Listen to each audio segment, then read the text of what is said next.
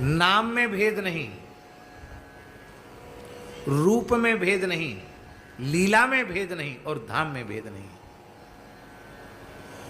किंतु नाम रूप लीला में और धाम में भेद करने के कारण ही साधक को जिस लक्ष्य तक पहुंचना चाहिए उस लक्ष्य तक नहीं पहुंच पाता।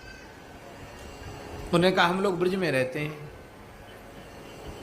हम ब्रज की महिमा तो खूब गाएंगे, अयोध्या की महिमा कुछ कम कर देंगे, जगन्नाथपुरी की महिमा कम कर देंगे, द्वारिका की महिमा कम कर देंगे। ये बाबा के शब्द थे।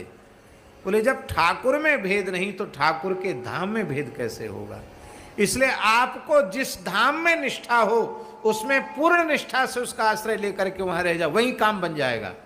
पर आप धाम में तो निष्ठा रख नहीं पा रहे हो और फिर अन्य धामों की निंदा कर रहे हो, उनकी उपेक्षा कर रहे हो, धाम के प्रति अपराध है। नाम जप कर नहीं पा रहे हो, गुरु प्रदत्त मंत्र का नाम का जप नहीं कर पा रहे हो, अन्य नामों की उपेक्षा कर रहे हो, ये नामापराध है। जो स्वरूप गुरु महाराज ने इष्ट स्वरूप बताया उसमें आसक्ति आपकी है नहीं, उसका ध्यान आप कर नहीं पा रहे हो और उन्हीं भगवान के अन्य स्वरूपों की उपेक्षा कर रहे हो, ये भगवान का स्वरूप अपराध है। इसी तरह से भगवान लीला में भी अपराध है। कितनी ऊंची बात। पर हम लोग बस भजन वजन तो करना नहीं, बस एक दूसरे को नीचा दिखाना, एक दूसरे को डांट टपट करना, हम बड़े और तुम बड़े, भैया कोई बड़ो ना है।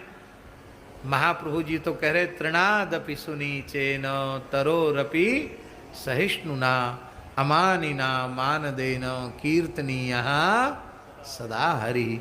ये महाप्रभु जी की आज्ञा है। भैया हम आपको सच्ची बात कह रहे हैं, भगवत प्राप्ति का जो पथ है, प्रेम का पथ है, उस प्रेम पथ पर साधक को कैसे चलना चाहिए इसको ठीक से समझना हो तो उसके संबंध में केवल श्रीमद् चैतन्य महाप्रभु प्रमाण है, उनका चरित्र प्रमाण है।